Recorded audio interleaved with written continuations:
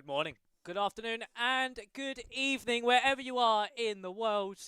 And welcome back to World Online Racing here for season 23. We are here at round 5 of the season, where tonight the mystery track has been revealed. We are heading to Singapore. My name is Max Ring, of course, your main commentator throughout this season. And tonight, it's not Corey, it's not Joseph, it's not Josh. It's Epic joining us in the commentary box this evening. Hello, Epic. How are you? Oh, I'm doing all right. It is great to be here in tier 2. It's absolutely brilliant to be um, in this brilliant tier with full of brilliant drivers, and of course, alongside you makes it perfect. Yeah, it should be a very fun evening in store. As I mentioned, we are at Singapore this evening. So, with that, no hard tyre allowed, only softs and mediums in play. Could be a bit of a spicy evening. And of course, with track limits as well, whereas unlike a normal street circuit where track limits don't really come into play, Singapore has its moments, especially in those first couple of corners. Track limits do really strike you down. So, Epic, there's a lot on these drivers' plates here this evening, and it's at a circuit as well. Not many of them would have done throughout their careers on this game so far. It is quite a rare track to sort of come across. I guess we see in a lot of previous WR calendars. It's not a track we see quite often, um, but it's a track that is incredibly difficult. But again, if you have a natural skill at this track, if you have the ability to really get round the thing of a tight circuit, walls really close together, and you don't really have any room, you might gain an advantage here. But at the same time, I do feel like I think everybody's kind of seems from looking at the chat, everybody is kind of in the same boat a bit. That there's a bit of surprise, of course, around it being Singapore, but I think there's also, I think there's a lot of excitement as well going to us because it is such a legendary track, but it's such a tough track as well. It certainly is. It's a really tricky track. And of course, the first ever night race, it has the staple of holding. But the drivers are quickly loading into the qualifying session. So let's quickly take you through your standings after last week's Chinese Grand Prix, where we see Cameron Dowds leads the way by quite a hefty margin. Of course, Gabor Jontos, he isn't, of course, driving for the remainder of the season. He has pulled out of things. So it is Scott Holmes who inherits that net second place. And look at that. A 20... more than 20. A 41-point difference in Cameron Dowd's favour. Dennis Lanrock in 4th, and then Tony Hietala 5th. Raminguez 6th, Ferrero 7th, Rapassa in 8th. He could have had many more points if it wasn't for that incident in Mexico. And then Tom Roberts and Marcel Paps round out the top 10. Drivers are now trackside onto the circuit, so let's now head over to what the drivers are going to be contesting with this evening. And it is a dry qualifying session here in Singapore. It's going to be so tricky for these drivers to get straight up to speed around a street circuit, isn't it, Epic? Where, of course, they don't know what the track is until they're in the lobby. And around a circuit like this, you're going to be so close to the walls. It takes you a few laps to just build the confidence alone. Yeah, I think this is one of the tough things with Singapore. It's a track that, like I mentioned, that natural ability really helps with this track. That if you have a lot more experience, if you have, for instance, 5 races experience compared to others who might have 2 or 3 races experience, it might just give you that edge over the others. But like you said, it is very much a track that you've got to ease into, you've got to feel comfortable at to do well. But the strangest thing around with, I think, Singapore that we can both agree on is that when going around this track and driving it, even though it is a track where you have to be so focused, much like tracks like Monaco and Saudi Arabia, you've got to be incredibly focused on the walls, the track limits, everything. The one difference with Singapore is that you actually have to be quite loose on the steering to do well around this track because of the swaying corners like we see with Casper Flack making his way around through this middle sector. You've got to be loose, you've got to be able to turn that wheel quickly. And that's kind of what I think we're going to see drivers who have sort of that ability to change a bit more with that, I think definitely it's going to be something that we could see them get up to speed a bit quicker. Yeah, it certainly will. And actually, I stand corrected, ladies and gentlemen. It is a wet weather qualifying session, or at least start to the session. I thought it was dry. It looked like it in the pit lane, just due to the sheer amount of light. You couldn't really see the rain. And yeah, of course, this circuit, it rewards being smooth, not only for the fact to be fast, but also to save those tyres as well. A very abrasive circuit, tyre wear is quite heavy around here. And for these drivers, that could be something to contend with in the race.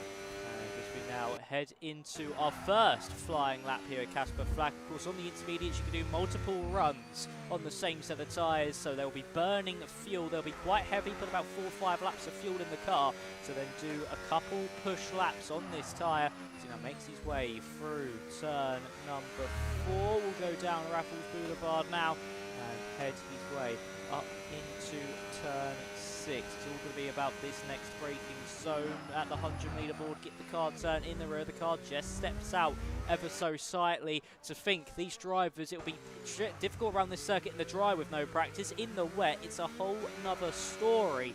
And for Casper Flack, he's pushed on nicely through the first sector and a half. Just now needs to navigate this quite technical complex of corners of 10, 11, 12 and 13. Making his way through quite comfortable. He doesn't look like he's on edge. It looks like he's very much taking a nice, like, whoa, and a big slide into the hairpin. And, you know, we've said about that section, you know, we've seen it a lot in the past where drivers have been caught out at that hairpin, and very much Casper Flack pushing his limits there, very much pushing the limits of his car. But so far, pretty good lap, and a pretty confident lap as well, especially for a first run. Yeah, it's seeming pretty stable and steady so far. I don't think he's at full beans just yet. He's not pushing to the extremities of the car. He's just finding where that grip is. He's using his first lap at pace as a little bit of a side to that, but no, it actually elects to come into pit lane. So Casper Flack into the pits. And there's going to be actually one of the McLarens now heading around through the final corner. That was Luca Rapassa. He goes to the top of the times, the first driver to finish off a lap. A 42.3 from him. Dennis Langrock then into second. We've got one of, I think, the V car. It was championship leader Cameron Dowds on a 43.1, of course. As we know, he's missing some of the final few rounds of the season. So for Cameron Dowds here, Epic, he needs to really capitalise on these next few races. He's already got a hefty advantage at the very top, so he just needs to keep working at that speed, at that pace, and outscoring the rivals around him to give himself the biggest cushion heading into those final few rounds, and see if he can manage that title without even being here. Tony Hightower, by the way, goes into provisional pole now, 1 minute 42.059. Is it just me, or does the rain look a bit lighter? It might just be me that sees that. But I must say, it's not been the best starts for Cameron Dowds. He's over a second away as Leo Lund also jumps to P2 ahead of his teammate. 2 drivers now into a 42.0, so definitely starting to heat up. Drivers starting to push a little bit more, give it, as you said, a bit more beans going into these next few laps. So I think we're going to definitely see these times start to tumble down. But for Cameron Dowd so far, it's not been a good first run for him, and he's definitely going to be looking to push a bit more.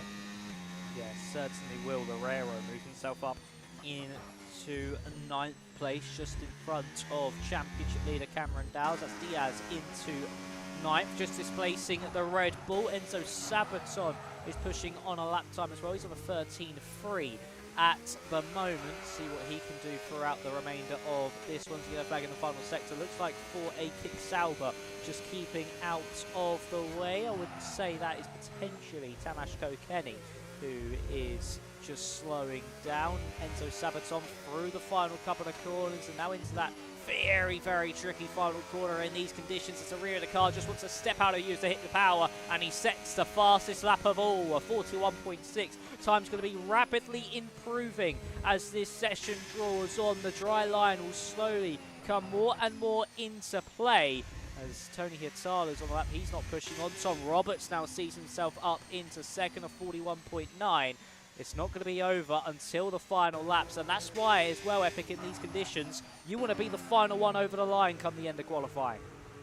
Very much. I think that's something a lot of these drivers are looking towards. But we're seeing a bit of a different strategy, aren't we, from some drivers? Some drivers are coming out later. Some drivers have come out really early. But we've seen a couple of drivers go for very short runs, only a lap or two, and then they've come back in, and now they're back out again.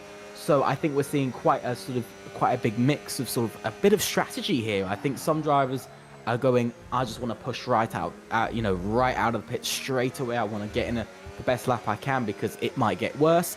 And even if it doesn't, I might not be able to improve on my lap, enough to really make a difference, as we see Carlos Galindo go P5 as well.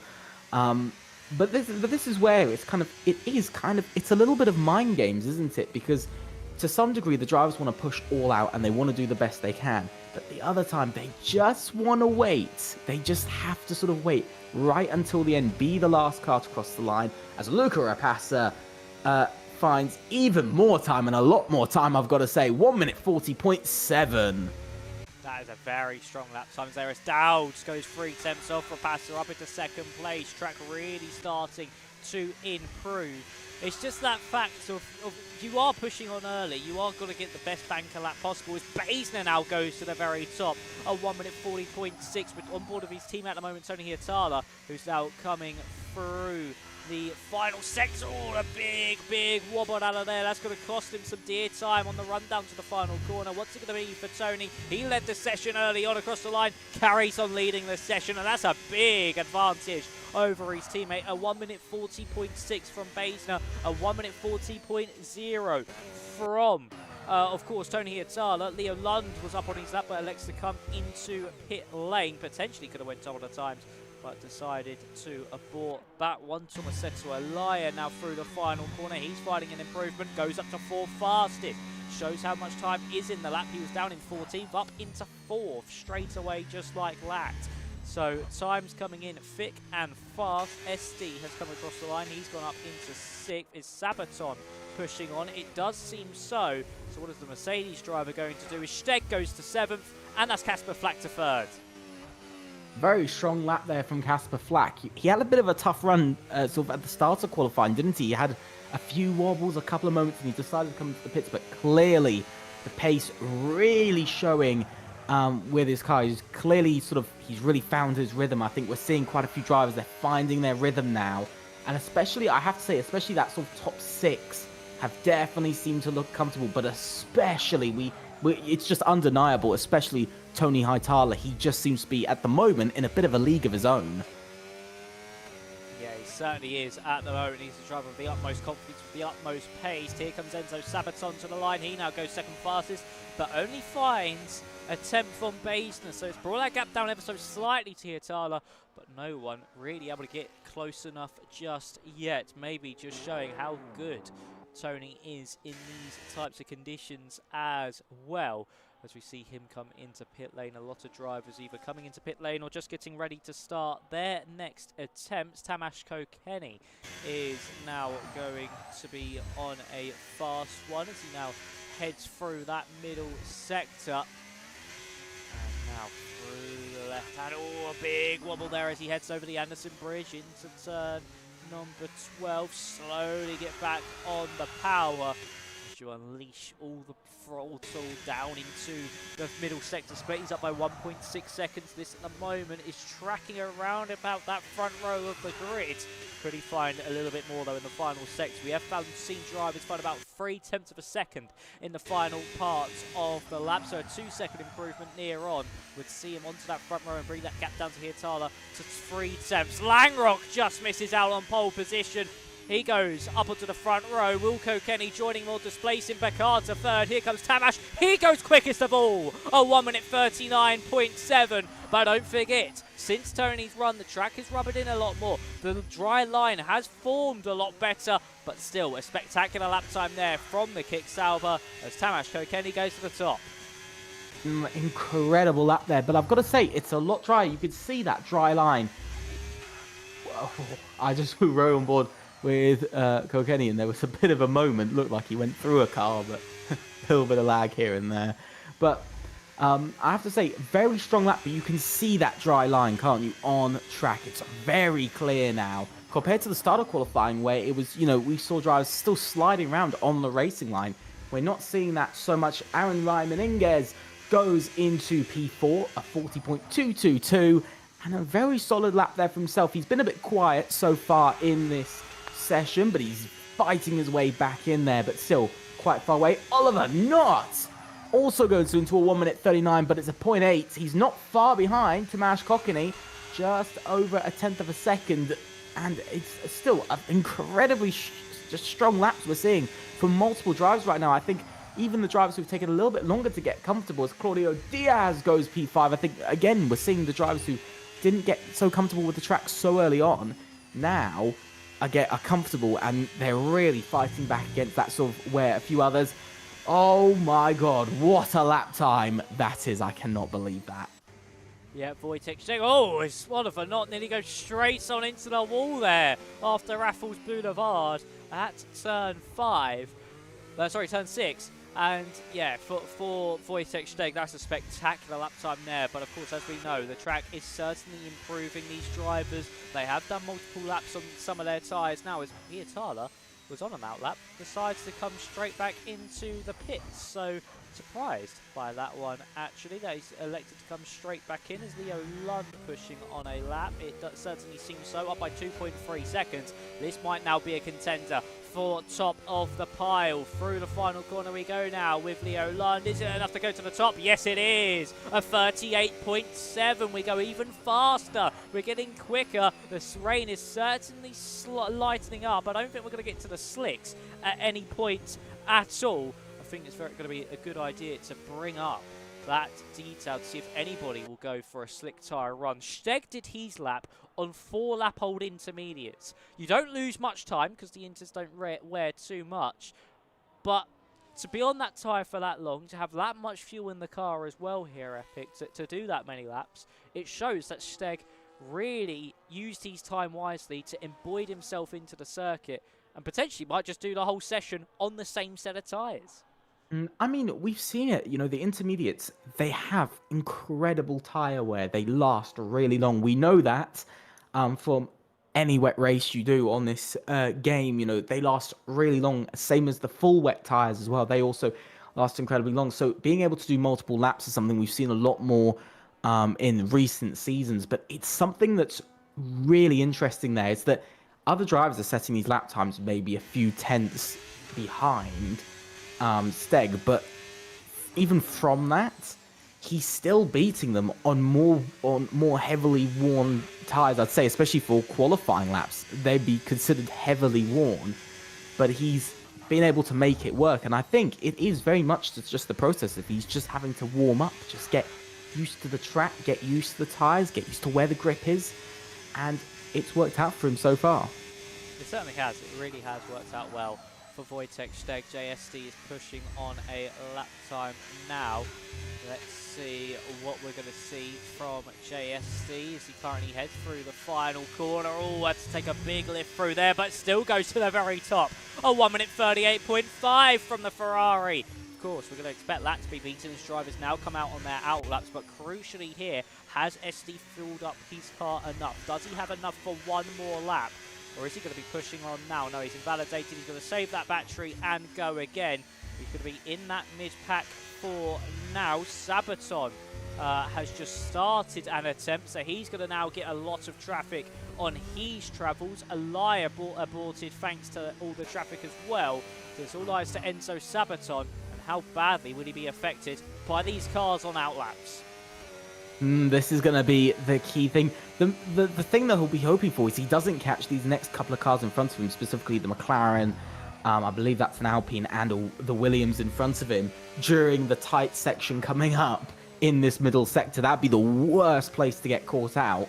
So we'll have to wait and see, where does he get caught by this traffic, and will he be able to get around them as the Williams moves out of the way quite early. So that's lucky for him. He's still got 2 more cars that might be in the way. I do believe the McLaren is on a lap, but there goes the Alpine. Whoa, a little bit close there. Lucas Bays now gets a 5-place grid penalty for blocking. We can just look at that traffic in the final sector. Enzo Sabaton is really going to have to fight his way around this entire group, because everybody, of course, is sort of to some degree battling over track position there. Yes, Everton is really going to have to squabble his way through, and so is Leo Lund as well. He's the first one into it, and look at it, it's a car park into the final chicane, and Lund into the wall. Oh, Leo Lund, he got caught out under braking. It was a car park, and Sabaton now heading through it all as well. Oh, look, there's a Ferrari. He's into the back of the Ferrari. Oh, into the back of an Aston Martin. Not happy is Enzo Sabaton. It is all kicked off here at the end of the qualifying. It was like the M25 back there. That's one of the kicks Sauber's making their way through as well. That was Wojtek Steg who's just starting an attempt. Oh, it was all backed up. It was 2x2. It was like a rolling start in something you see from the World Endurance Championship or even IndyCar through that final part of the lap. Not going to be happy there for Lund or Sabaton, and that's their sessions over, and you can maybe expect them to be starting at the back of the field. Alejandro Herrero is actually, it's not going to be Herrero leading us around, it's going to be Tomasetto Elia who's going to be the one leading us through these final runs. And now as he heads into turn 12, through the hairpin we go. Of course, these are crucial laps indeed. But for Sabaton and for Leo Lund, their qualifying session's over as Elia finds 2.1 seconds. He's certainly going to be the next name to the very top. Yeah, I'm going to see it. I think this is now very much almost like a lottery here. We don't know who is going to go to the top because we know pace-wise so far, but everything's been so all over the place in these last final moments. We can see all of the traffic stuck together. Will they even improve being so close to each other? But Tomasetto Elia comes up to line. He goes to a 38.128, and Leo Lund retires. Carlos Galindo joins him on the front row for the moment. Cameron Dowds then replaces Carlos Galindo. Tony Hightower! What a lap! That's a spectacular lap time there from Tony Hightower. Dennis Langrock now to third, last week's race winner. That was Ramirez to sixth. SD across the line, can't find an improvement. Rapasa only 8th, Kokeni 9th, not in 10th, Steg 12th. They're really not finding too much time in all that traffic. Diaz isn't finding an improvement. All eyes now to Tom Roberts, who's gone straight onto the final corner and into the wall. Lance Stroll-esque crash for Tom Roberts. I think he just was not improving and decided to put it into the wall to get this session done early. But that melee in the final parts of the lap has costed drivers dear, and for Tony Hietala, he made sure he went out at the right time to not be caught in that mess in the final sector, and he takes pole position here in Singapore. His second pole of the season, of course, took pole in Brazil as well. Tomasetto Elia in second, Langrock third, Dowds fourth, Galindo fifth, Ramirez, SD, Rapasa, Loureiro and Kokeni round out the top 10, and it's not Lund, Bakar, Steg, Flack, Van Bussel, Diaz, Sabaton, Basner and Roberts rounding out your field. But we are going to go into a lobby restart, ladies and gentlemen. So we're going to head to a quick intermission. Make sure you refill your drinks, refill your popcorn as well, or whatever snack you decide to have. And we'll see you back in a couple of minutes.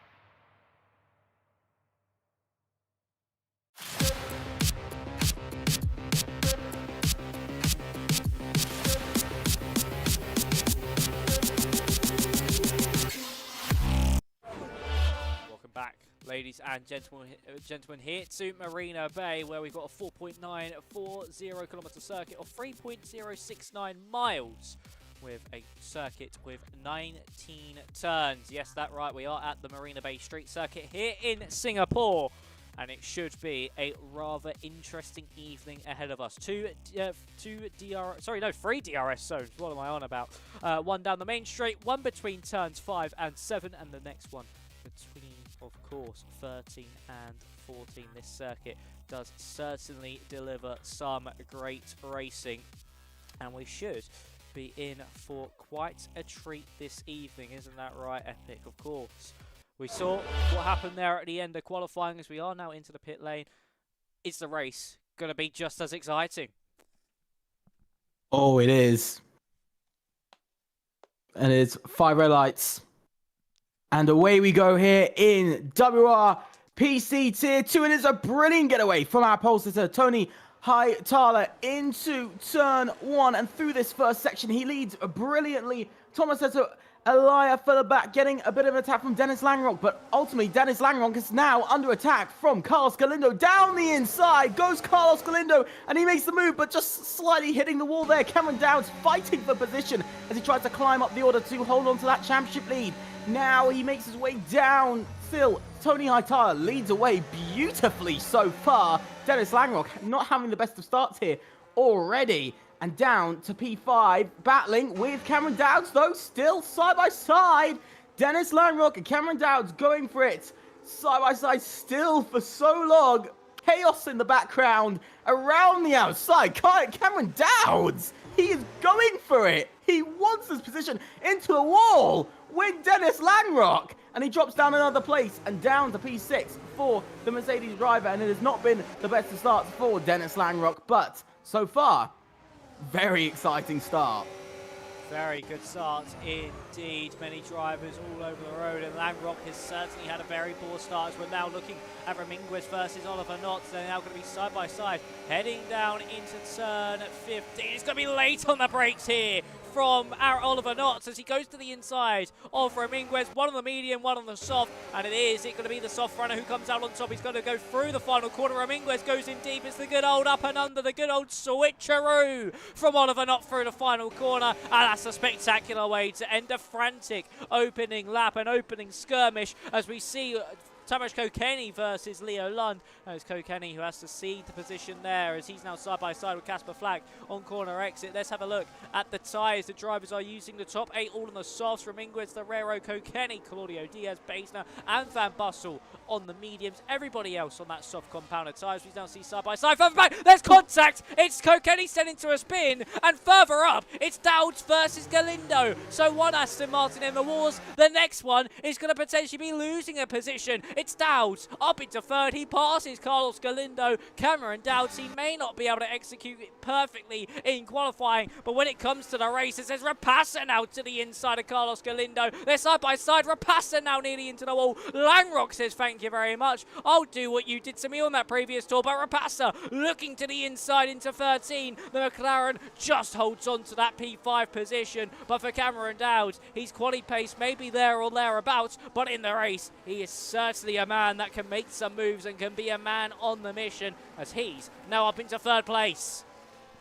Once again this season, proving that racecraft is crucial right at the start. He took every opportunity, and Cameron Dowds, remember, this isn't just a fight for the championship lead. This is really a fight to extend his championship lead or not to extend his championship lead. So if he keeps going the way he does, I think very soon we'll see him possibly even climb up into the lead. I think we certainly could, as we see further back, that's Van Bussel versus Roberts. Van Bussel makes his way through, of course, 31 laps this evening, and this is the longest circuit we'll see, well, the longest race, should I say, we'll see on the calendar. Of course, a very long, grueling 31 laps here at Singapore, and it does play a lot into that mental fatigue. Luca Rapassa now passed on Carlos Galindo. He's up into 4th place, finally able to get that move done on the Aston Martin after their tussle on that previous lap. And for these drivers, they need to keep quite focused throughout the entirety of this race. Of course, the corners come at you thick and fast. You're so close to the walls, and with it being the longest race, of course, with 31 laps and such a long lap in these dry conditions, at the very least here as well. Epic, the drivers, come the end of the race, they start to see those mistakes creep in. And we can see, look for the back, Vojtech Steg battling with Rayan Bakar over P13 here, heading down, a bit of bang into the wall.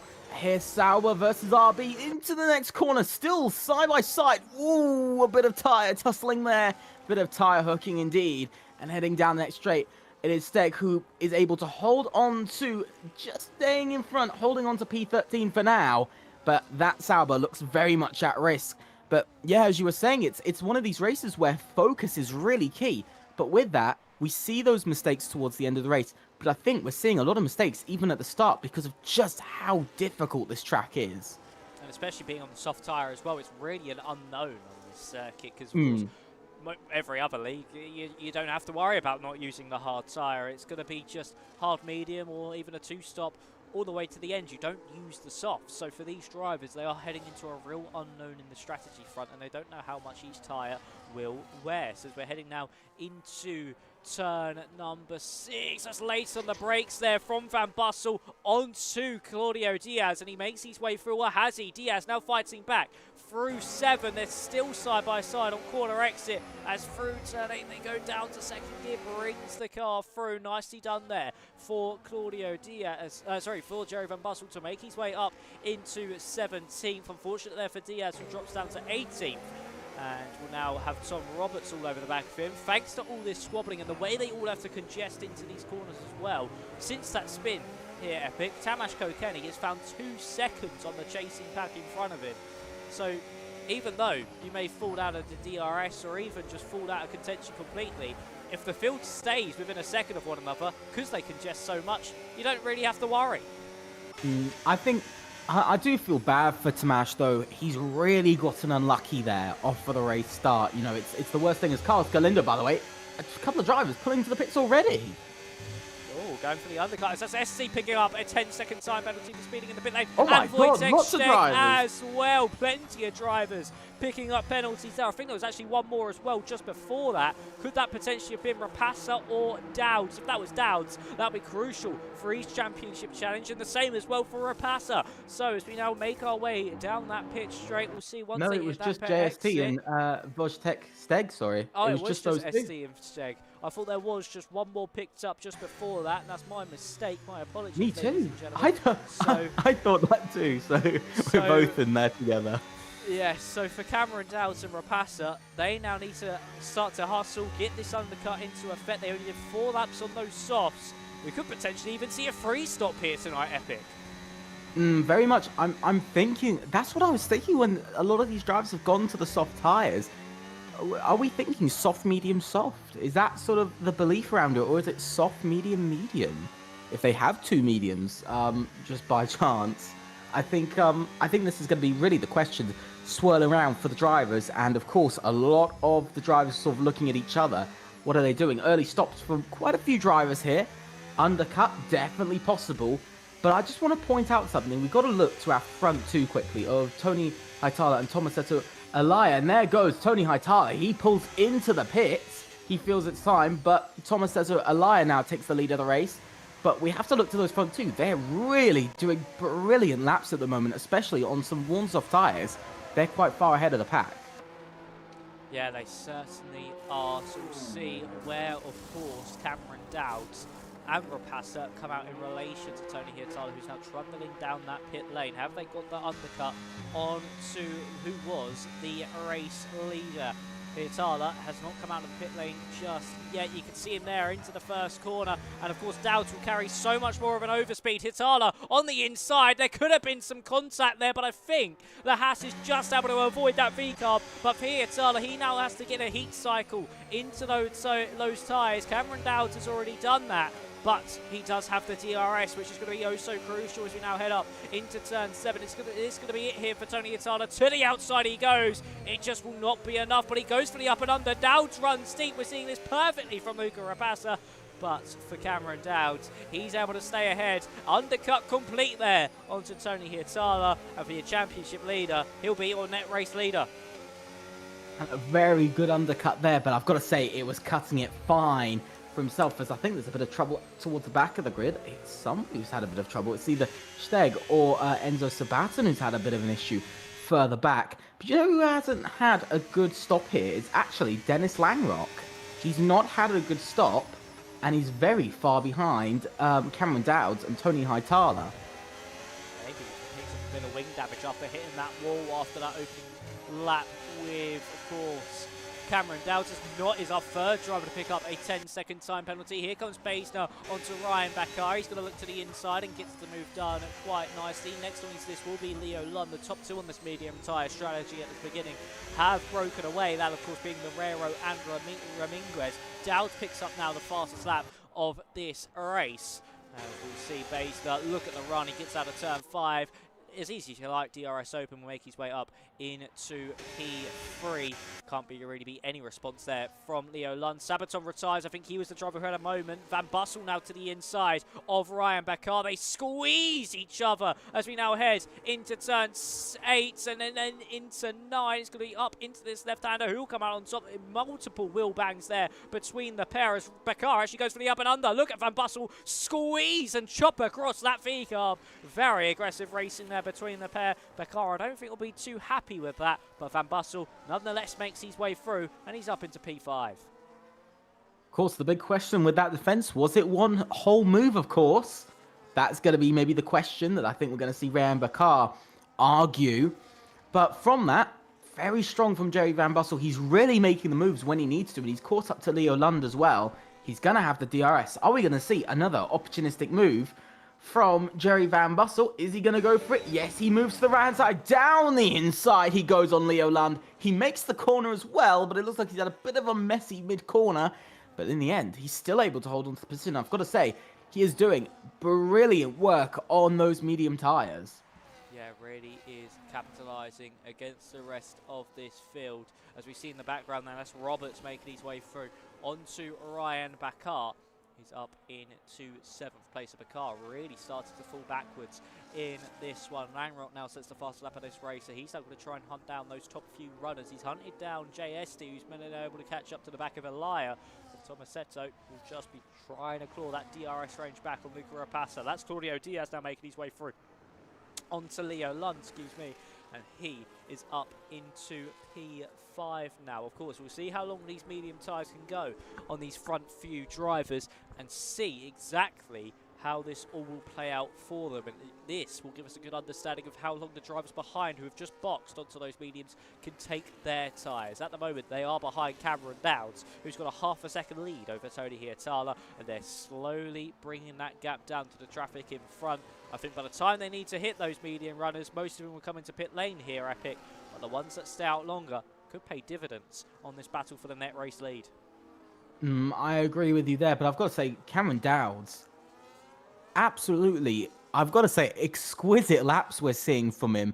He didn't have the best in qualifying, we can both agree on that, but he's really taken the strategy, definitely leading in that, and so far, his pace is brilliant on these medium tyres. He's just catching up to Smash Cockney incredibly quickly and catching up to actually everybody insanely fast, just way faster than even I thought he was going to be able to catch up, but he's really doing amazing work on those medium tyres. But the big question, this is a question that a lot of people don't like to ask, and this is, how long can he do this for, though? That is the big question. How long can Cameron Dowds do this? How long is this going to be in his favour? Of course, Hietala is on 1 lap better tyres. Elia is on 2 lap better tyres, and he's really starting to hunt down Luca Rapassa just in front of him. We'll see what happens. At the last lap, they get about 3 seconds on Tamas Kokeni. That's the pace difference between Kokeni and those soft runners and the likes of Cameron Dowds, as well as Kokeni makes his way through on Ryan Bakar. He was just stuck behind the V-Cub, but has a moment. That's allowed for the V-Cub to get the up and under and go straight back through. So for Ryan Bakar, he's able to get straight back ahead of Tamas Kokeni. And the medium runner is still stuck behind the 3 soft tyre drivers. That's actually Leo Lund round. Leo Lund around in that soft tyre train. Has he picked up a puncher? Is that all by himself? It looks like it was just a drop all by himself. And for Leo Lund, disaster here on lap 9 of 31. That isn't just disaster. That must be heartbreak for Leo Lund. His race was not going the best. It wasn't the smoothest, but he was making up some ground, and he had a reasonable run so far throughout this race. He had pretty decent pace in relation to everyone else, but just, whoa, you could just see him sliding. Definitely those soft tires are gone, and I think he's just tried to stretch the soft tires too fast. Cameron Dowds, by the way, gets past his teammate for P8 as well, and so does Tony Hightower. So those two still pushing on through this grid, but for Leo Lund, a lot of disappointment there. Yeah, very much so. It's actually, I think there might have been a little bit of anger from Cameron Dowds because his teammate actually fought him into that final corner just before he got the move done, and there goes Kokeni now falling behind Hietala and Cameron Dowds. So that's another driver picked off. Next on their list will be Tom Roberts, who will catch up to quite quickly, and they'll see how quickly Dowds is able to navigate him. He'll want to try and get by him before they reach turn 10, as Rapasa now gets by on Tamash Kokeni. I think that's Esti now going for a move onto Bakar. It is, but for Cameron Dowds, he'll want to try and get past Roberts, potentially just before we reach that final part of the lap, to make sure Hietala is somewhat stuck behind the Ferrari for at least a couple of corners. It's all about biding your time here, Cameron, potentially. You've got to try and make sure he's not under too much pressure from Tony Hietala, or does he elect to go now and not worry about the Haas driver, just lose as little time as possible? No, he's going to go for it on this next straight. This might be absolutely crucial, and this might pay dividends to his race-winning chances. Round the outside he goes. Roberts, if Hietala's not able to get by, could be a bit of a hindrance, but no, Tony Hietala is through. So the strategy Dowds want to try playing there, Epic, has not worked into his hands. And look how close to the back the Haas driver is. Yeah, I think he tried to make that opportunistic move, make a chance that Tony Hightower just could not take. But in the end, the overspeed, I've got to say, the straight line speed of that Haas is proving to be absolutely just top class there on the grid at the moment. He's just easily keeping up with Cameron Dowds at the moment. So you got to ask, does Tony Hightower, is he holding in some pace? Is he holding back a bit on Cameron Dowds? Maybe, maybe not. That's a question I think we'll forever be wondering. But I have got to say one thing, though, is that Cameron Dowds, you know, it's showing here that experience is very much the thing that is sort of is key with this track at the moment. We're seeing drivers who are a bit more experienced at Singapore, who have raced here a lot more, just having that bit of an edge over the drivers who haven't as much. And we see that, for instance, from strategy, but also we're seeing that from just the racecraft as well. Yeah, we certainly are. We are seeing that from the racecraft. The racing has certainly calmed down a lot more from earlier on, and these drivers now dial themselves into the rhythm. And that's what we see pretty much every week so far in this season, is that the first 5 to 6 laps are frantic, action, just sheer cars overtaking one another, of course on different strategies and all pushing at different points. And then once we get to this mid-stage, it calms down. We get very quiet. It's just making their way through the traffic. Everyone sits behind one another in a DRS train, and they play in harmony. It's very much, they're all at peace with one another. And then we get into those final few laps, when all hell breaks loose. That's when we start to see drivers get into those final few stages, know, I need to get by now. It's that late stage of the race, and I need to start making moves. And that's when we see the collisions, the incidents, and these drivers just go tooth and nail, just trying to attack one another. But we might now see a move from Tony Hietala on Cameron Dowds. He's 2 tenths behind, and with the DRS on the V-carb. Yeah, and you can see Cameron Dowds draining the battery, trying to hold on to his place, but Tony Hietala makes the amazing move around the outside, and I've got to say, has some balls to make that move as well. I mean, the overspeed he had, and he seemed to have a lot more battery as well while driving. But in the end, I've got to say, very strong from Tony Hietala, definitely commanding the race. I think, like I said a few moments ago, you know, I was saying about sort of, you know, we were sort of talking about sort of how much is Tony Hietala, you know, holding back in pace. And I think we've just seen what hitting full-on pushing can do.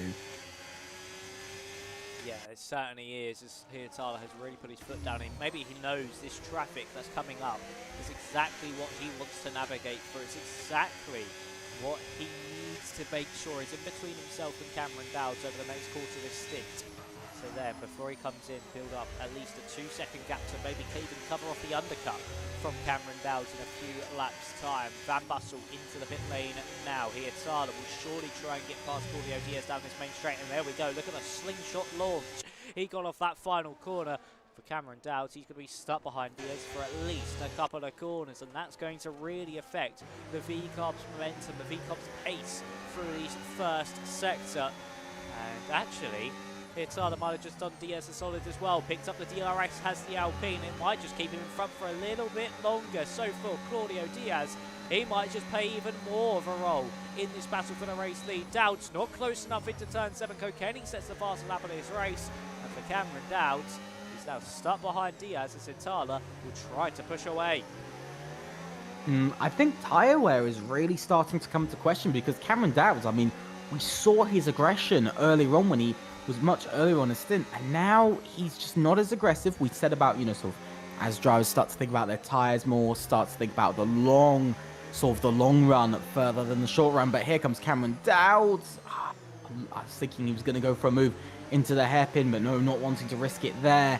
But Cameron Dowds now pushing down this back straight and past Claudio Diaz, same as Luca Rapassa, but that has dropped him 1.5 seconds off of Tony Hitala. But I've got to say, I think tyre wear has really become an issue, because, you know, Tony Hitala only has one lap fresher tyres compared to Cameron Dowds, and the pace difference seems to be quite large. Certainly does, or either just Tony was just, Beza picks up a 10-second time penalty.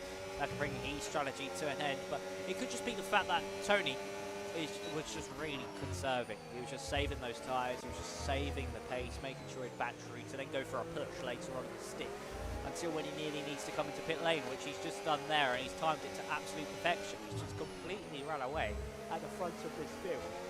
And for Cameron Dowds, he's not going to be able to get close enough now for the DRS for at least a couple of laps, and that's going to give Tony the opportunity to extend even further and just go longer into this one. So it is just all about, I don't think it's too much on the tyre wear, just how much pace Tony Hitala really does have in that car. Of course, we saw it in qualifying in the wet conditions, we saw it at the start of this race when he was leading the pack, and now he's just pushing further and further on. I think here he is the most comfortable out of any driver so far this season we've seen at any point in one of these mystery tracks.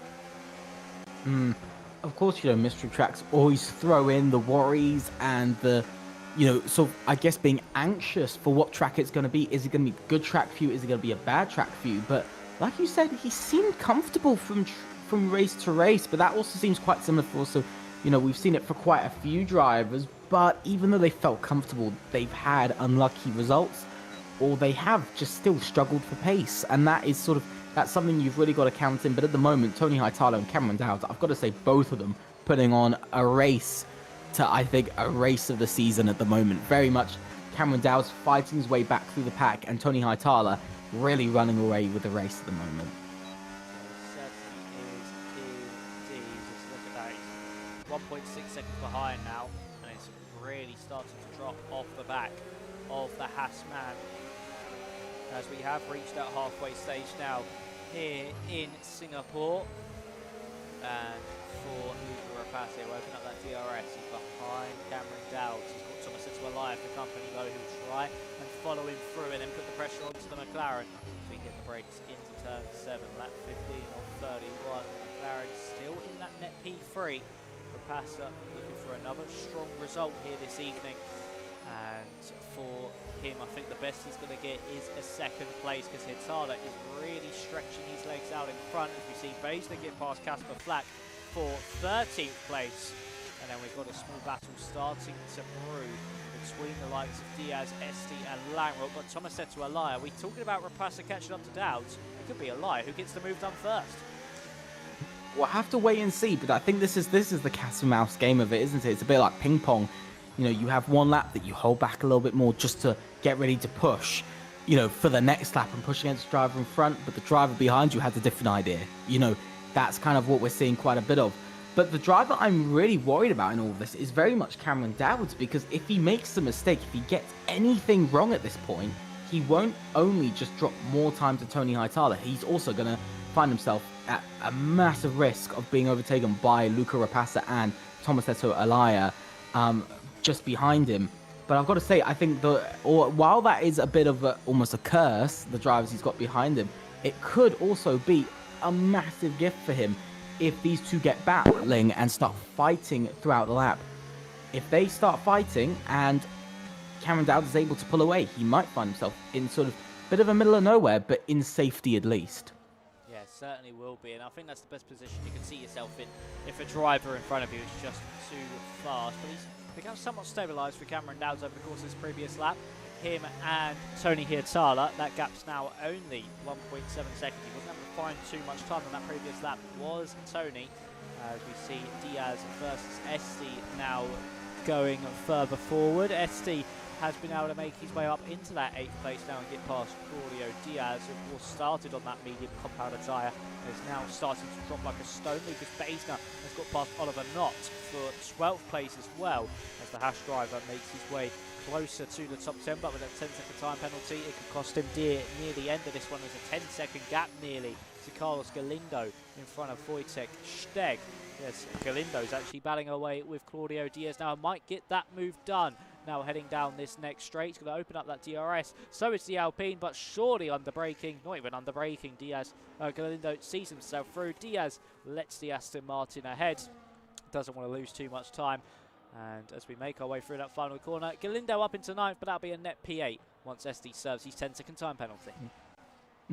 I've got to say, we haven't spoken about Galindo a lot, have we? He's been kind of not exact. He's been a bit of a dark horse in this race. He's had some really consistent and solid pace. He's been a bit unlucky. You know, he's gotten stuck in it, especially at the start of the race in his first stint. He sort of got a bit stuck in the battling off for the first few laps, but he's been able to sort of go the last few laps really strong. Leo Lund now retires from the race, as also Luca Rapassa, by the way, got past Cameron Dowds for P4. Yeah, that's actually a really crucial move there from Luca Rapassa onto Cameron Dowds. And look at that, Tomasetto Alaya is all over the back of him too. So for Cameron Dowds, he's really starting to struggle. Let's quickly have a look at the positions gained and positions lost. And Diaz is up 7, Galindo down 4, same alongside Alaya, Langrock, and also down 3 places are Knott and Bakar. Of course, Kokeni down 7 after a good qualifying, unfortunately dropped down throughout the field with that instant with Casper Flack. Up the most is Alejandro Herrero, yet to stop alongside Ramirez. And Claudio Diaz also yet to stop. Baisler is your highest gainer of the drivers who have stopped, up 8. Tomasetto Alaya not close enough to Cameron Dowds this time around, and look at that from Rapassa. He's starting to hunt down Hietala. Potentially he now just saved enough to now bring that gap down. This is a yellow flag, and I think that's for Wojtek Steg and also Jerry Van Bussel. Both of them potentially coming into contact. Front wing gone for Wojtek Steg, and Ramirez comes into pit lane. Very interesting there, isn't it? I think again, I think it's just pressure. You know, we said about how this track is very demanding, as it is the longest race on the calendar. I will say that for this race, it's also pressure, isn't it? It's pressure to not get things wrong. It's a very high pressure track. It's much like I always say that it's kind of the wider version of Monaco, essentially, because it carries the same amount of pressure and the same amount of focus, but isn't as tight of a track. So I think this is where we start to see the drivers, kind of their focus and their energy start to deplete, and the mistakes start to increase. Yep, that certainly is, as we reach that halfway stage. Of course, still a long old race to go in this one, only on lap 18 of 31. Feels like quite a few laps have ticked by, but that is not the case at the moment. And for Alejandro Herrero, he and Claudio Diaz are the only 2 drivers yet to stop. And they'll be coming into pit lane shortly in the next few laps, as actually Luca Rapassa is now within DRS range of Tony Hietala, and he's pulled Cameron Dowds and Tomasetto Alaya with him as well. So the race at the front is back on, and this is certainly going to be quite an interesting end to this one, as actually Hietala and Dowds both come into pit lane. Undercut. They're looking to get that time. I think Hietala knows that he just doesn't have. I think, that pushing that we saw to get away from Cameron Dowds, I think that spent up his tyres, just like Cameron Dowds had sort of more at the start of his stint. I think that also spent up his tyres earlier on, and that's why we started to see him drop back. but a lot of cars go past. But the big question now, traffic-wise, how big of a problem is it going to be?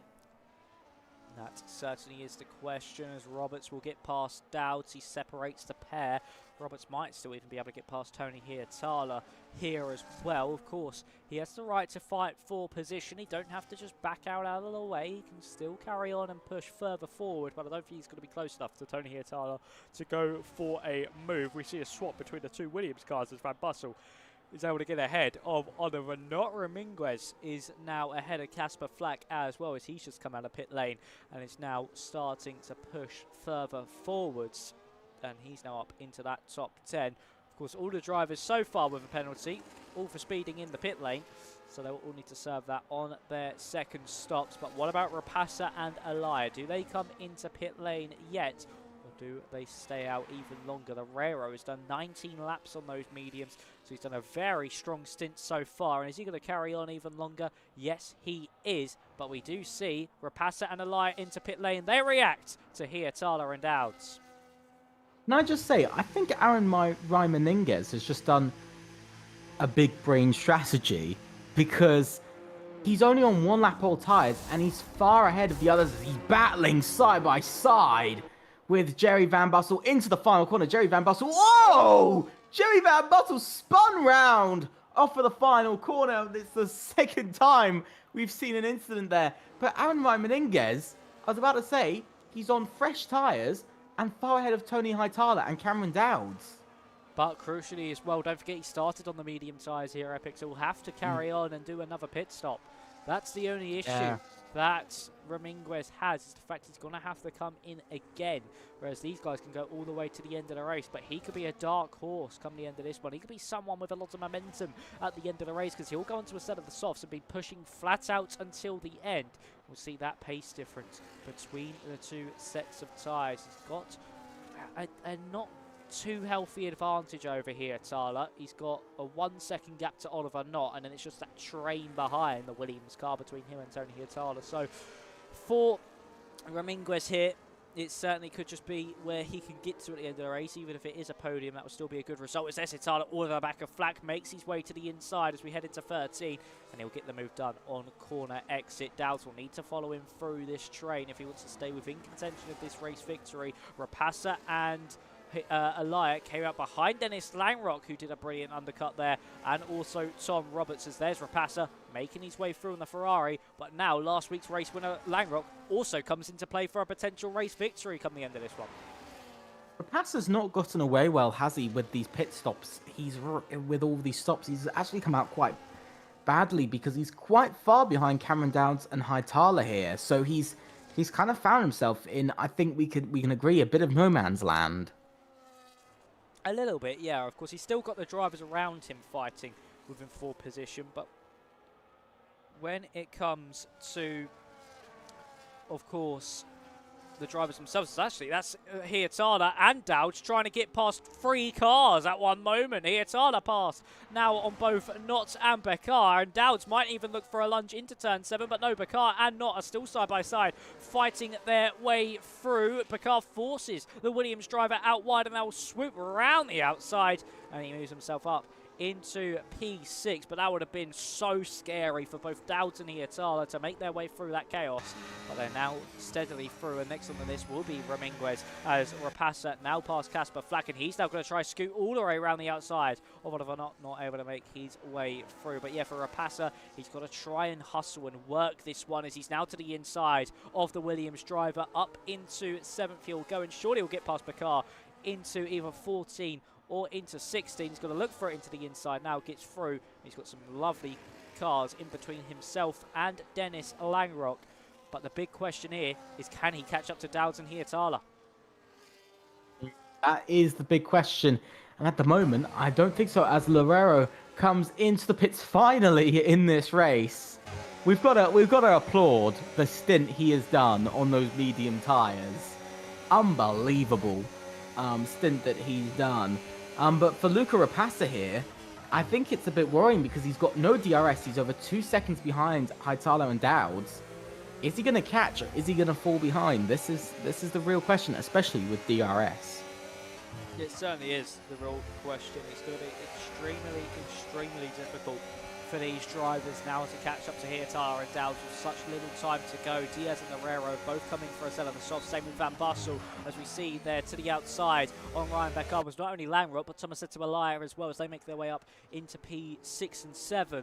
And for Cameron Dowds, he's still all over the back of Tony Hirtala. That gap between him and Rapasa, 1.9 seconds with a total of 9 laps remaining in this Grand Prix.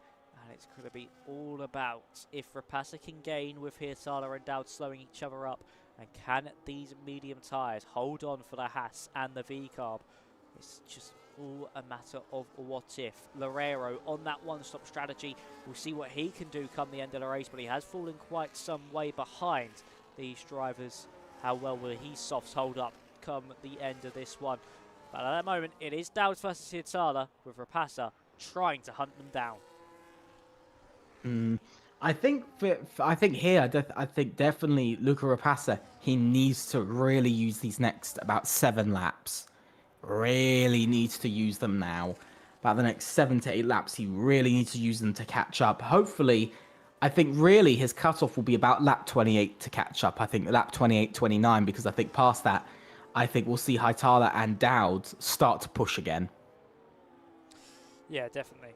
I think it is going to be about how quickly Rapasa gains. If he gains too late, say in the final 2 laps or so, it could just be game over from that point onwards. But if he's able to find some time and enough time throughout the remaining stages of this, he certainly could be, say, within 4 laps to go on the back of Cameron Dowd and have a real fighting chance for his first victory of the season. Of course, Cameron Dowd looking to make it 3 of the first 5. Only missing out on 2 race victories, one at Brazil, which was won by Santos, and one last week, which was won by Dennis Langrock. And he certainly would take a stranglehold on this championship. So we'll have to wait and see if Dowd can get the move done. But something must have happened between Hirtala and Dowd, because Rapasa in that middle sector has just found it's just got closed into 1.1 seconds. He's found nearly 0.8 of a second through one sector alone. That is going to be interesting, but I've also want to point out Dennis Langrock sitting in the distance.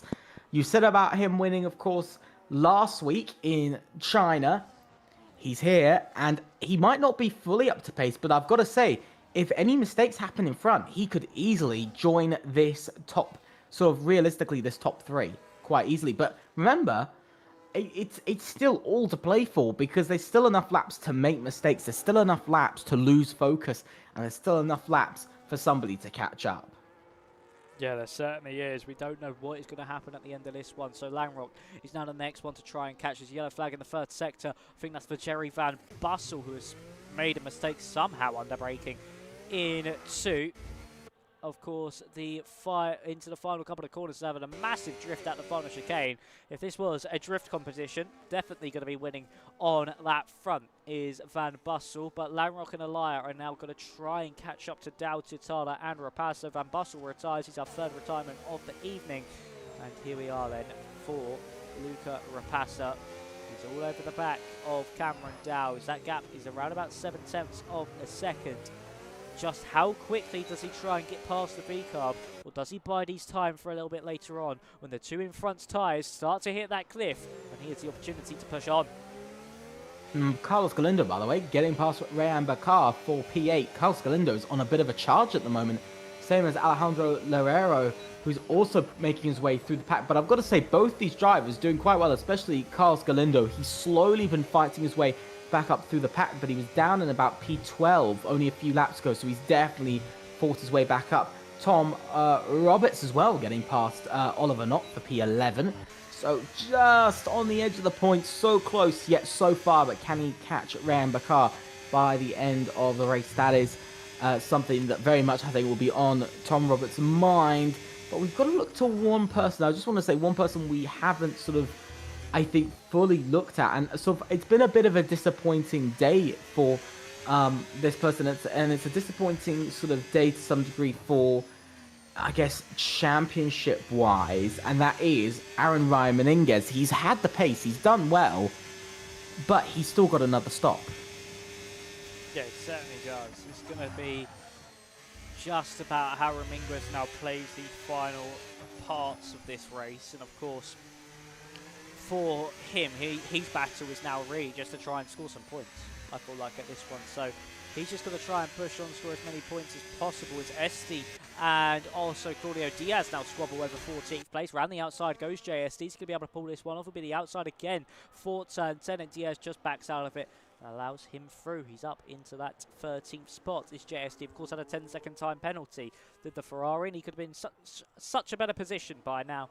But unfortunately, he paid the price for just speeding a little bit too quickly into that pit lane on that first pit stop attempt. Dowds close to the back once again of Tony Hietala. But of course, as Baster and Raminguez now both coming to pit lane, let's see how they now turn out for the remainder of this one. But of course, the issue is here for Dowds at the moment, Epic, is the fact he'll want to wait as long as possible to get past Tony Hietala at the front of the field, if not the final lap. But then, of course, he might be forced into a move because Rapace's all over the back of him. It's kind of a sandwich here, isn't it? It's either bad one way or it's bad the other way. So I think this is all going to come down. You can see Cameron Dowds, though, looking for a move around the outside. Whoa! Side by side.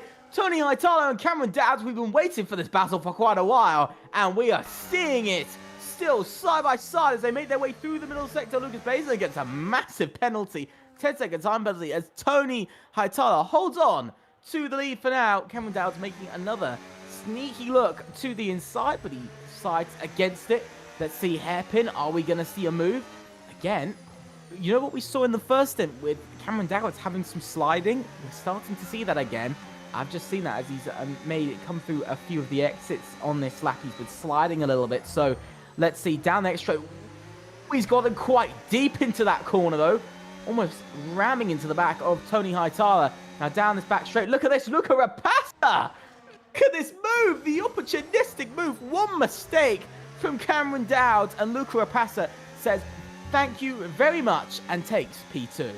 Very much a capitalist there was Luca Rapasa on that squabble between Hietala and Dowds, and you might actually just go straight instantly for Tony Hietala. He will instantly go for Tony Hietala, and he makes his way to the front of the field. Of course, a former PSGL WOR PC Tier 2 champion is Luca Rapasa, and for the McLaren driver, he is all about to now try and break away and really kickstart his championship challenge. It has been an absolute mission for Luca Rapasa so far this season. Could have potentially won in Mexico, and unfortunately for him, he got taken up by his own teammate, under braking into turn 4. Just an absolute dive to the inside there. As talking about dives to the inside, that's Cameron Dowds to the inside of Tony Hietala. There's contact between the two. Dowds sent into a half slide. This is inviting Elia and Lamrock into play. They may still get on the podium.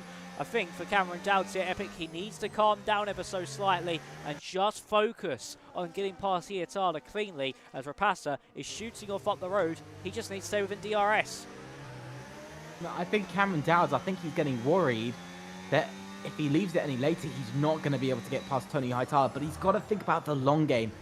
To be honest, from my opinion, I'd rather finish P3 in one race, only lose a few points in the championship, compared to taking the risk and potentially losing all of those points and almost all of your championship lead. Yeah, it's certainly just worth holding on to this one, not playing too many risks, trying to play your cards right, as Elia is now all over the back of him. And are we going to see Cameron Dowds fall out of the podium places? The top 3, of course, consist of Rapasa, Hietala and Dowds. Hietala and Dowds have already won so far this season. Hietala in Brazil, Dowds twice in Mexico, and also at Bahrain, the first race of the season. And for Luca Rapasa, he's looking to pick up his first race victory, but so is Tomasetto Elia. Langrock won last time out in China. We've got all our race winners in this now battle for the race lead. And for Carlos Galindo, he's got past Alejandro Herrero. He's up into 6th place once again. 7.3 seconds off this train can rule him out of contention for a race victory. But for Cameron Dowds, I think it is now turn the attention to try and hold on to this. Yeah, I think I agree with you there, because Tomasetto Elia, by the way, he's been a bit smarter. He's waited behind. Look at, there's just a massive difference between I think it's very clear to see that Cameron Dowds has just been pushing for too long. and he's not saved enough. He's not saved enough tires, and doesn't look like he's saved enough battery either, because he's struggling down the straights. Because Tomasetto Elia seems a lot quicker, and seems like there's a lot more pace coming out of that Red Bull at the moment. So we're going to see something RB versus Red Bull. Who do we think is going to come out on top here? At the moment, my bets are going on Tomasetto Elia for now. Yeah, Tomasetto Elia will surely come out on top here, and is Cameron Dowd just going to have to cede the position, try and hold on to at least a 4th place against Dennis Langrock. So far for Tomasetto Elia, if he can get a good exit out of here, he'll see if he can get the move on with the DRS and be as late to the brakes as possible, heading into turn 7. So with the DRS open now, the Red Bull can go all the way into turn 7 with as much speed as possible. Dowds went into none quite early, and no, just backing out is Tomasetto Elia. Not close enough for an overtake, and will now just try and slot in, focus through the remainder of the lap, get as close as possible to the next DRS zone. Try his luck once again with Hitala actually keeping up quite well to Rapasa out in front, but I think that race win is just out of arm's reach. Possibly. I think there's clearly been a mistake at some point, bit of a lockup or something for Luca Rapasa, because he was absolutely walking off into the distance at first, and now he started to fall away. There's been a bit of there's a yellow flag. Somebody's had a moment. That's Tom Roberts, who's had a moment in the middle sector. He drops down to P13, and oh, the day gets worse for the Ferrari man.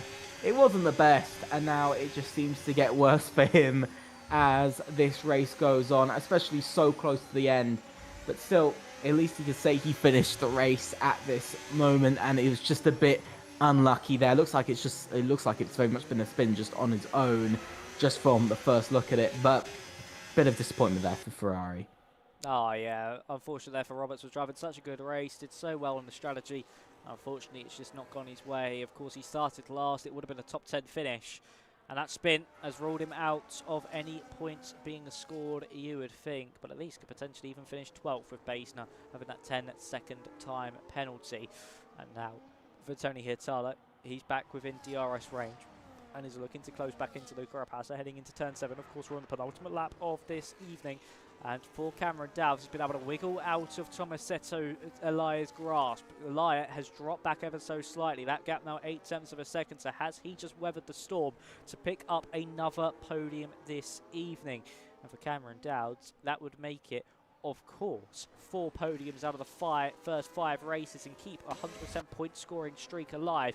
He will extend his championship lead even further as Casper Flack and Tom Roberts now go side by side. Flack up into 14th now. Roberts is really starting to fall down this order. And will Hitala be able to get in front? I don't think so, but I think we're going to see the top 5 remain in the order they are. I think let's wait and see. I think it's going to be very interesting to see. I think a lot of the grid is pretty much set. I think we know from about P6 down to about P9 at least. We know they're at least set in the places they're at. Probably P12, P13 with Lucas Basin's penalty. They'll jump up a place, but they're also set where they are roughly. But now onto the final lap we go here in PC Tier 2, and it is a brilliant race it's been so far. It's absolutely been one of the best I've ever seen, and I think we could both agree on that. I think we're going to see some brilliant racing in this final lap. Has Luca Rapasa done enough to stay in front? He's 6/10 in front. Let's see, heading down the straight with the DRS. He's draining that battery, all that he's got. Still, Tony Hitala has that DRS just closing in more and more and more. Cameron Dowd's getting a little bit left in the background, but so is Tomasetto Elia and Dennis Langrock. He's really dropped off this lap, but as we watch Luca Rapasa making his way through the middle sector, can he hold on to this lead? This is the big question. He's got back-to-back DRS straights. This is really the worst thing Luca Rapasa would have wished for. It's the one thing he really didn't want. And look at this, Tony Hitala aiming to get that exit right. He's been able to get the stronger exit out of the hairpin. Yeah, he certainly has. He's got one more DRS straight, but I just don't think it's going to be enough here for Tony Hietala. Has a small slide, and Rapasa starts to break away. The McLaren driver, the Dutchman, might just be able to get that redemption for Mexico, and he will. There's not close enough there for Tony Hietala. He tried all his might, but the Finn was not able to come out on top. It was the Dutchman, it was the McLaren who bided his time, who played his cards right, and he will win here in Singapore. He redeems Mexico City. It's redemption day for Luca Rapasa. He finally picks up his first race win of the season, and Rapasa opens his account halfway through the championship. As we see, actually, there's some battling in the background, and that's Ryan Bakar off and into the wall. He picks up a puncture on the rear left tyre. That's promoted Flack now into the top 10, and he will see himself now score a point this evening. And for Ryan Bakar, sheer heartbreak there for him. He tried to take the tyres as long as possible. Oliver Knott took his tyres 24 laps and didn't pick up a puncture. But for Luca Rapasa at the front of the field, it's sheer delight for him here in Singapore under the lights. He does succeed. It was a very strong race from the McLaren. He did everything he needed to, played his cards exactly how they were meant to be played, and he did not put a foot wrong. It was a faultless drive in the race from Luca Rapasa. Tony Hietala finishes in second, and Cameron Dowds will extend his championship lead over the rest of the field ever so slightly and finish in third place. A spectacular performance there from our drivers this evening. And for Luca Rapasa here, Epic, he'll be looking now to hunt down this man who are on board here currently, Cameron Dowds, for that championship lead. He's got that first victory on the board. How many more can the previous season, previous WR champion get?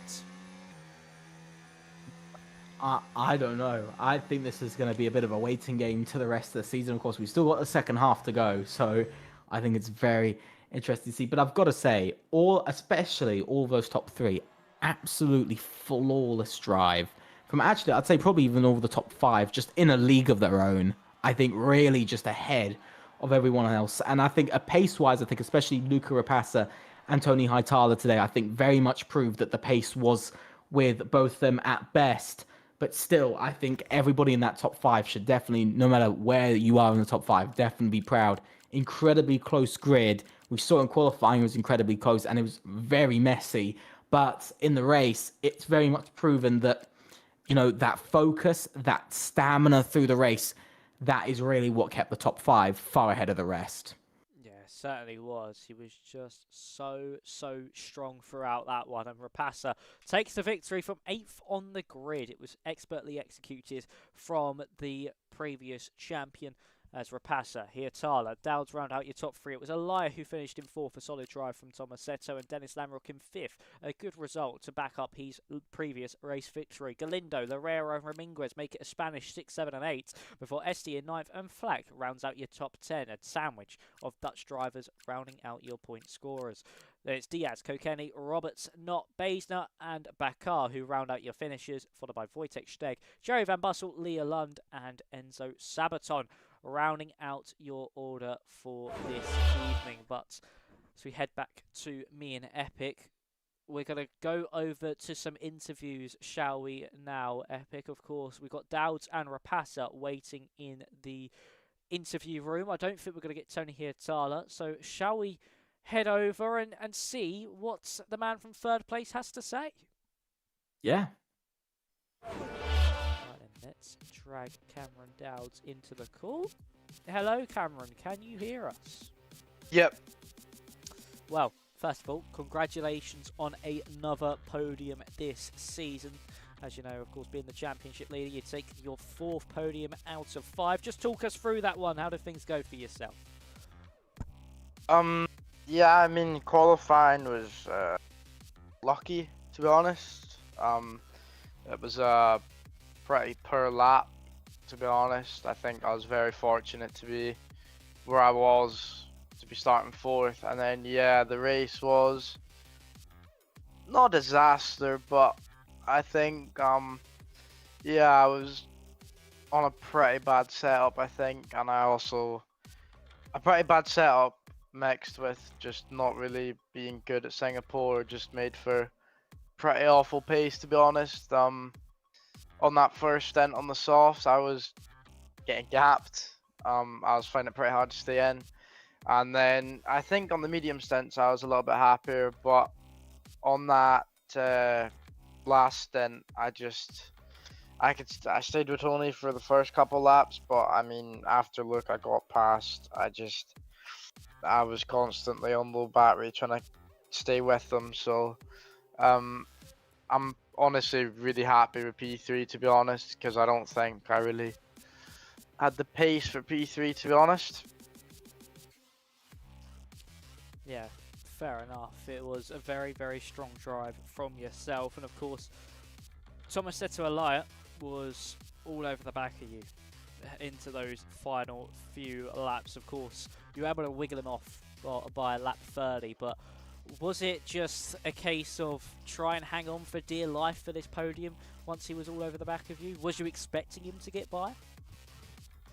Yeah, I mean, I sort of expected him to at least have a goal, to be honest, just because of I just wasn't comfortable with the car at all, to be honest. I felt like I was fighting the rear through every single corner. There was just no stability whatsoever, so to manage to finish third and not actually have to fight him, yeah, I think I'll take that any day. Yeah, it was a very, very strong end to that one for you. And of course, talk us through the strategy as well. How difficult were those tyres to manage throughout that race? Of course, Singapore being a high deg circuit usually means you can't take tyres too long. Just how difficult was it just to keep them within a working window? To be honest, well, I didn't really try to. I was having to. There wasn't really a point in that race where I was able to just chill. Like I didn't have the natural pace to be able to just try and protect my tires. So honestly, I think maybe 2 or 3 of those laps I wasn't pushing, but apart from that, I was pretty much going for it every lap just to try and stay with the guys ahead. But obviously with the 2-stop, it's not as bad. Like, you know, I think I softs for like 75% when I pitted or something, but then as long as you're not like a complete idiot on the 2 medium stints, you can sort of push freely as long as you pit on the right lap without needing to worry about a puncture, so it's not actually too bad to be honest. Yeah, that's fair enough. Of course, yeah, as you mentioned, that 2-stop does come in to play. And of course, finally, from me, I've got one more question for you. Of course, it's the usual question I ask you at the end of an interview. It's just, of course, will you be racing next week? Yep. Well, hopefully we get to see your championship challenge reign on and build up that gap before you have to take your hiatus at the end of the season. And Epic, is there any more questions from you for Cameron Downs? If I'm being honest, I think you covered it all. I think every question I could have thought of, you covered. Well, thank you, Cameron, and yeah, congratulations on your podium, and hopefully we see you again next week. Yeah, cheers. Right, that was the man who finished third, Cameron Dowds. Next up, we are going to hear from your... Actually, no, he has left the waiting for interviews room. So I don't think we're going to hear now from Luca Rapassa. I'm going to quickly just ask if he wants to join back and see if he does want to speak to us. If not, that will probably be the end of the evening. And of course, Epic, it was a frantic Singapore Grand Prix. It was very chaotic at first, but then as the race drew on, it somewhat died down ever so slightly. I think it's one of those races where the drivers were very much. I think the drivers were learning off of each other off of that start. I think they were all scrambling around trying to figure out how the track was, because of course they had a wet qualifying. So going into the race, of course, with this being a mystery race, most of them haven't done practice for it. So I think it was quite clear to see from qualifying, from a wet qualifying to a dry race, you don't really have much knowledge going into it that of how your setup's going to be, of how your tires are going to react. All you really have is just previous experience on this game as well. So it's very much, it is a bit of a guessing game. I think what was quite clear today was that there was clearly some drivers who just felt, we heard Cameron Dowds, he didn't feel really comfortable with the car, but there was clearly just some drivers who were just able to, I guess, click with the track a bit better than others. I think that's why we saw massive gaps. There was a couple of quite large gaps, sort of 10-second gaps at points in between drivers. But I think it was a really interesting race from start to finish. I think it's actually, for racing, you say about how it calmed down, but I think it actually makes it interesting. I think especially going to future races, I think it shows that even at the toughest of tracks, still the racing can be quite similar to what we've seen previously. So I think we've seen in China, we've seen in Mexico, Brazil, Bahrain, we've seen quite similar things. But now Singapore, we've seen it. And I think this is going to be the moment very much in the championship where it's no longer we're looking where we are in the grid, who's leading, who's mid pack, who's here, who's there. It's now very much going to be gunning for the championship lead or gunning for most likely that top 5. Yeah, it certainly is. And I think as well, what we need to really look out for, it's not really too much about qualifying. It is those opening few laps, of course. So where we saw all that chaos kick off, those opening few laps is where drivers really start to make their moves. If they're able to get up to at least a top 5 position, the race win is certainly possible. But we are going to quickly head back to the interview screen because Luca Rapassa does want to join us in the interview box. So let's now join Luca with us. Hello, Luca. Can you hear us? Yes, I can. Well, first of all, congratulations on your first race victory of the season. Just talk us through things. How do things go for you? Quali was quite dog. Because overtaken into the last corner of the last lap, so I had JST like half a second in front of me the entire time. And then in the race, yeah, gained like 3 or 4 places on like the opening 2 laps, and then just undercut. So it was in P3, I think. Just tire saved the entire stint. I decided to go for 1 extra lap on the second stint. And I knew I was faster than Cameron and Tony, so I was quite confident I could catch back up, even with the traffic.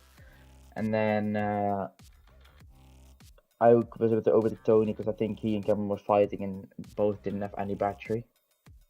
And then I was just chilling at the front for the rest of the race.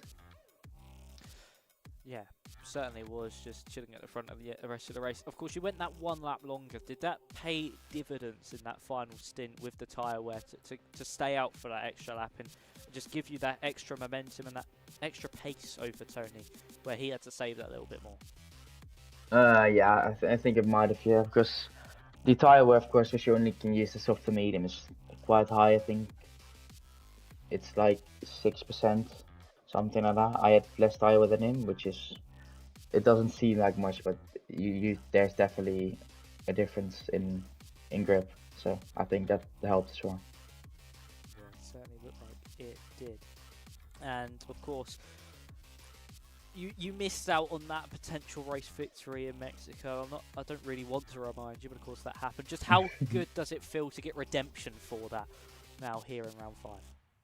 It feels very good. I've been taken out in the 2 races I've done this season, so it's nice to finally have a good race. So yeah, it feels good.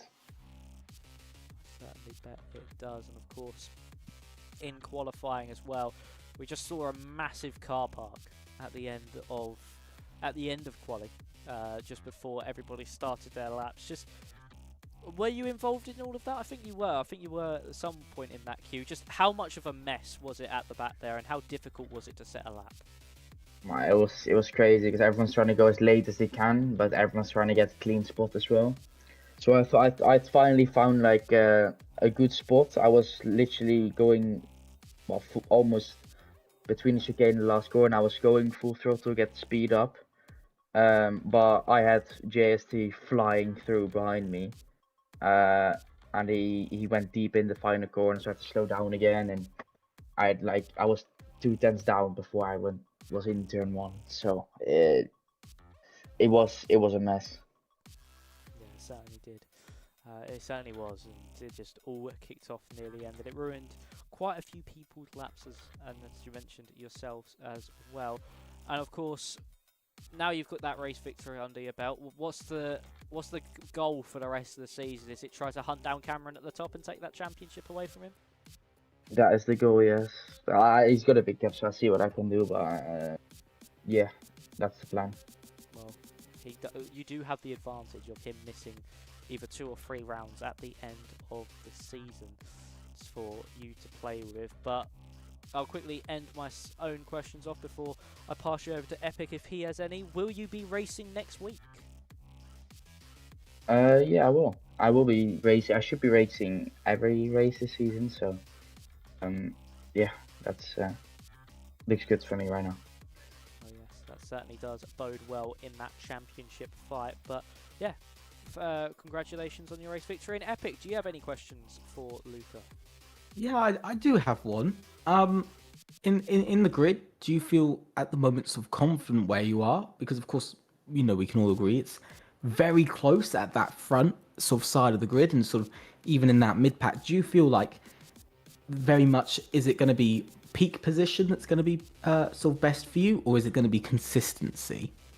I think I'm quite consistent. I always seem to be able to get good results and be at the front. So I think that will be my biggest strength, maybe compared to others. Well, I think that's probably the best way to answer that. But yeah, that's all the questions for me. Well, thank you for joining us, Luca, and yeah, hopefully we see you back next week. Congratulations. Thank you very much. See you next week.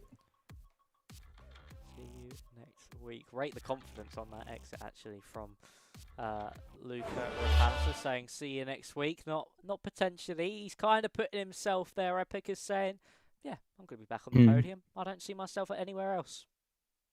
I think it's the confidence that you need, though. You have, in no disrespect to any of the drivers, you need to have that sort of ego, don't you? You need to have that sort of, that ego on the grid, the sort of trust in yourself to be able to do it, and the belief in yourself. And I think we've seen drivers like Luca Rapasa. He clearly has that on a week-to-week basis. Like he said, he's feeling consistent and he's getting great performance. And of course, tonight is just another showing of that. So I really do think that we're going to see him, I think, quite a lot more throughout the season. But yeah, very much that confidence. I like that confidence, and it's very much the confidence you need. Yeah, it certainly is indeed. But before we head off then, let's quickly run you through the rest of the track pool for the calendar this season. So we've still got to potentially come. Of course, not all circuits will make it to the 10 rounds, so there will be some that do not feature this season. We've still got the likes of Abu Dhabi, Austria, Azerbaijan, Belgium, Imola, Hungary, Monaco, Qatar, Saudi Arabia, Spain and Texas to come this season. It's going to be a frantic end to this one. And before we head off, Epic, is there any last words from you? Brilliant racing. That is that is very much what we've seen tonight. I think we've seen moments of chaos, but I think I think everybody very much is strong at, I think the entire grid is strong where they are, and I think we're going to see a very close battle for the championship. Yeah, I think we certainly are indeed. Well, ladies and gentlemen, make sure you stay with us next week where we head to another one of the mystery circuits. Of course, join us at 8 PM UK time, 9 PM Central European time. Can Cameron Dowds extend his championship lead? Can Luca Rapasa make it 2 for 2 and see himself even potentially onto the podium? We'll have to wait and see. Or will a new challenger emerge in round 6 of this mystery season here in season 23 of WRPC Tier 2? But that's going to be it from me and Epic. Thank you, Epic, for joining me this evening and stepping in alongside me. But we shall see what happens next week. Stay safe, stay well, and we shall see you in the next one. Thank you, and bye-bye.